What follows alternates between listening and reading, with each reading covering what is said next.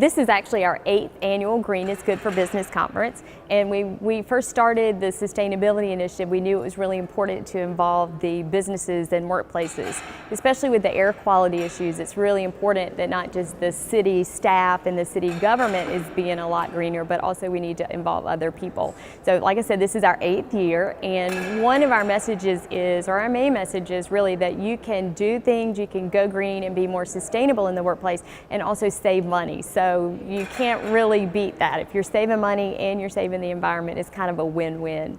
So we're here today to brush people up on all the things they can do to make a difference. Well, we find that really recycling is so much about communication and education, and this is a great opportunity for us to continue to be involved in the community, focused on the importance of the recycling industry. It certainly has a direct impact on our business.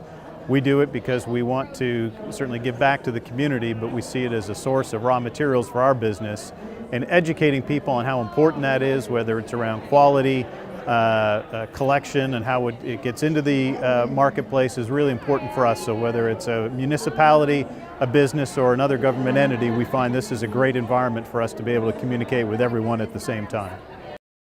It's really beneficial, and we have some great speakers. This year we partnered with the Darla Moore School of Business, and they're doing some really neat programs for us. They're doing some tours of their new facility, which is a LEED Platinum and a Net Zero building, and they're also doing a session on how to write a sustainability plan, which is a kind of a new topic for us.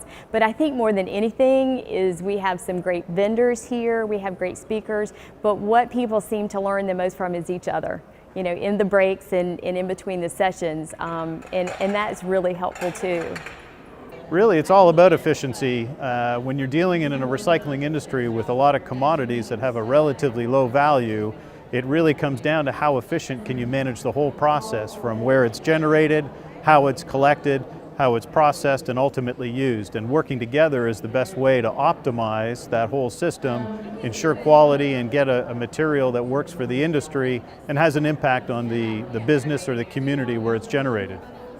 So I would want the workplaces to know that there are things you can do that don't cost anything, and there are things you can do that save money. I think back in the day, back early, in the 80s, the 90s, when you thought about environmental things in the workplace, you thought about very expensive things. And still people think solar panels, electric vehicles, that's all costly. And there are some things that you can do that do cost money, but there are just as many low-hanging fruits, easy things that you can do that make a really big difference. And you know, you don't have to have a big outlay of cash.